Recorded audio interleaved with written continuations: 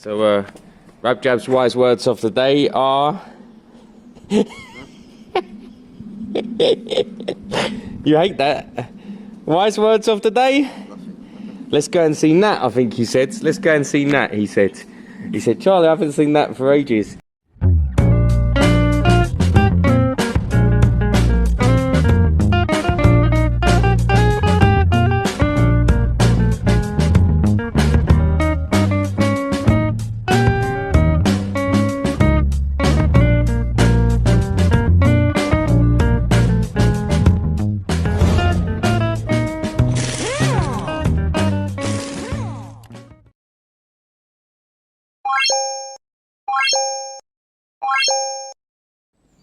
Hi everyone and welcome back to the channel. If you've been watching recently, you would have seen in one of the last videos John's bike running very well. It was a tiny bit spluttery for the first 30 seconds, but once warm it was so smooth throughout the rev range. Bits and pieces left to do on John's bike. There is a off-center pancake filter, so that we can try and squeeze it in, or maybe even an extra thin one or something. I'm going to look into that. And the more rounded side panels eventually, just to cover up the sides properly, and we'll move the key. And I think that diode thing, the voltage regulator diode thing, I think John will get one of the radiator, you know, the funny shaped cone radiator looking thing, and he wants to mount it at the front under the yoke, which other people have done, which makes sense. Very easy to do, makes sense. So there's some bits and pieces to do there. Someone in the comments I was chatting to, I've already forgot your name, I'm so sorry, but you said, why do this conversion? And I was just up front. I just said I've tried 3 sets of carbs. I just haven't got the skills to balance the carbs. No matter what I do, something little goes wrong. If I was to go backwards and put it back again, I would be cleaning out the wassails as best as I could before putting them on, setting them identically, which you should anyway, and using exactly the same leads and everything. But ultimately, it just all was too much for me. It was too busy, and I think a single carb makes so much sense. I think we need an inline filter. When the fuel comes out, I think there is rust in that tank, because when the fuel comes out it's quite rusty coloured, so I think we need an inline filter just to capture the majority of the crap. I've got a couple of hours today. I don't have anything else to do really. The DNA is fine and going today. It's going for an MOT. The Piaggio fly's still here, 950 quid, and no one's bought it yet, and it just starts on the button every time. It really surprises me. But it will. I'm not, it's tempting to drop the price all the time. I'm not. I'm going to wait another couple of weeks. But I can focus on this today. And I'm thinking a couple of things I'd quite like to do. I'd quite like to hear it running again today, if I'm being honest. One way or another. I will change one of the top leads, if I haven't already, to clip it on to the spark plug. But I do want to see if this will just start up today. I'd feel much better if it did. Whether that's kick or electric, I'm not fussed. So I'd like to hear this today. So I'm going to trickle some fuel into it through the other external tank, and see if I can get it started today. Just get the oil circulating and stuff like that. I need to adjust the front brake. These brakes are really interesting, okay, because it's mechanism, it's cable. It's a cable operated caliper, which I've never ever seen before in my life. Now you're meant to have a what do you call it, a spacer in here, a kind of a metal gasket, but this hasn't got it, so I've been using washers, and that's not an issue at all. The washers are in there. The issue is that I haven't adjusted the mechanism, so what I need to do is take this off, turn it a few turns, which pushes the thing out, bolt it all back up, snug it up, and press the lever up here. Look, so we're not biting at this stage. So it's not a huge issue at all. It's absolutely fine, but it is something that just needs doing, because it needs to have a front brake in case it ran today, and I wanted to give it a very quick test run. I doubt I will give it a quick test run, but you just never know. Apart from that, there's not much left to do really. The handlebars I'll do a couple of weeks down the line. I'll do it with my next payday. The levers I'll probably do at the same time. I've got new grips in a box in there. The new things are close, the handlebars are close to this, but they're going to be silver. I think it's important. There's a bit of shine on here. And let me show you the airbox extenders. This is what I've done. So I've actually had to glue them on to the air filters, the cones here, and they will sit inside here, look like that. And then the panel will squash them just enough. This one might have to go kind of there. Well, actually it kind of can't really. So the side panel, that's actually quite good for the side panel because we haven't got the bottom clip anyway. I think it will sit really well. That hopefully there's enough airflow like that for it to be okay. And then I've got the same for the other side. I think this goes in. Yeah, there you go. And yeah, I've got the same for the other side. So, you know, it is not far off being done at all. Anything other than that, once it's up and running and back together, will be, you know, new rear shocks. I found them already just because they're clean. And eventually the wheels, definitely. On this carb, I've said it before, we've got a bit more clearance for the air filter. I think if I turn around this bracket and have the suction pipe on the other side, which I'm never using anyway, I think will come out, it'll pivot out a little bit. I feel like this slightly is pointing in. Because look, at the moment I can't get my finger, in fact, look, you can't even get the pipe in. And of course I'd have to kind of work it out and do something and put a bend in it. But I'm curious if it bends slightly out if I remount it here at the engine. So I'm going to try that out of curiosity to see kind of what that looks like really. So look, at the moment it's not pretty, but it's functional. I just need to check that the side panels do clear it on both sides.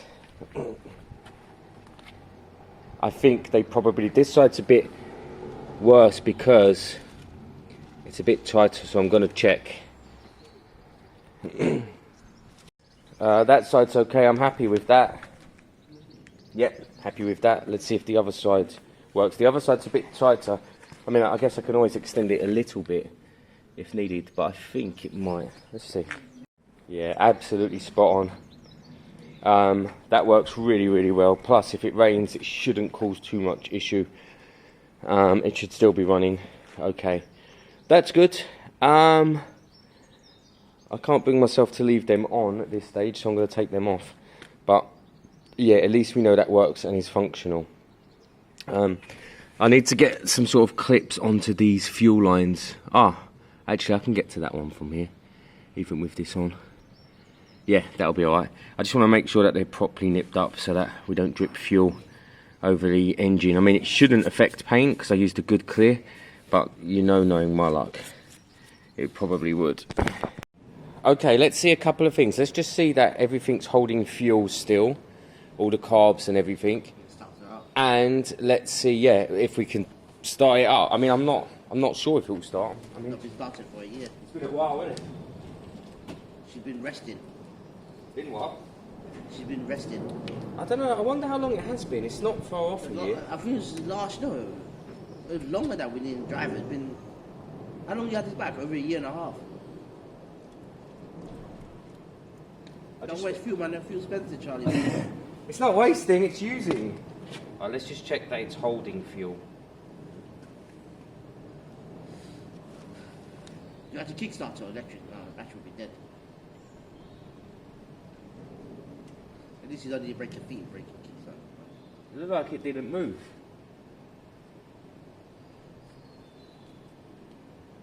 Now I've connected the battery, but I don't know what the charge is like. There might have been fuel in the bowls. I should have drained that really. Out of curiosity, I'm going to see if it will electric start.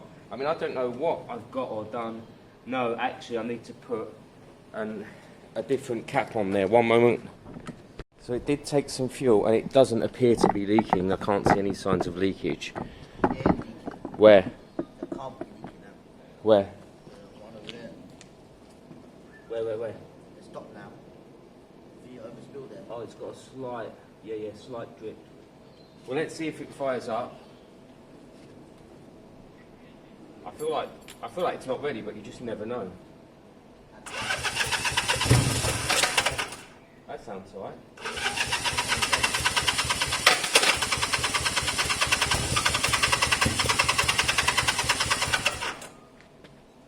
That was interesting. It's leaking a little bit and then it stops. Little bit's alright.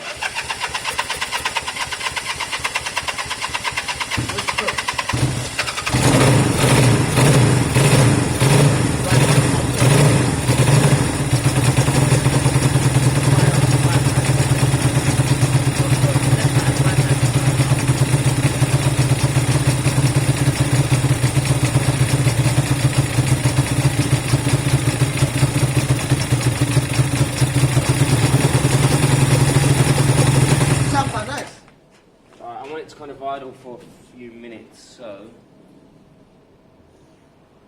that's good. It started up. Yeah, really good. See, the electric started up.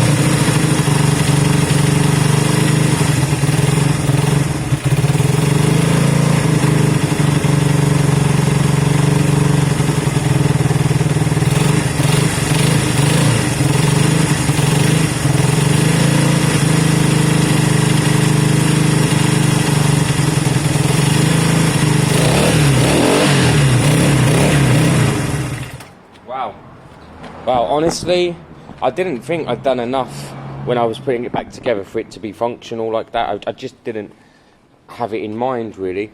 I just ran some of the fuel through. My guess is that when I tucked this away a while back, I ran the fuel through like I just did there. Basically, shut the fuel off and keep the bike running. And, and then you'll find that you run the old fuel through. And that way, nothing should get gummed up down in there, technically. I mean, when it comes to it, I'm going to give this a good carb clean because it will probably need it and so on. But that is unbelievable. I mean, this bank holiday weekend, we've achieved so much. We've had John's bike running well on both cylinders and this bike firing up, and the members saw a video of this bike with all of its panels on just because I wanted to mock it up and with the front mud guard. So, wow. What I want to do now while the battery's in and still okay. Also, that started on electric start, guys, which is pretty unbelievable. I just want to check the rear lighting now because that that's there, we've got it. I need to see where it connects to. So Rabjab's wise words of the day are you hate that. Wise words of the day? Let's go and see Nat, I think he said. Let's go and see Nat, he said. He said, Charlie, I haven't seen Nat for ages. I don't know if Nat's around next weekend, but with his permission we could pop up and say hello. I'll bring Rabjab out. Get Rabjab out the house. Yeah, we'll put Rabjab back in the house. Cool, so where are we now? Let's get that front brake tuned up because it just bothers me that it's not.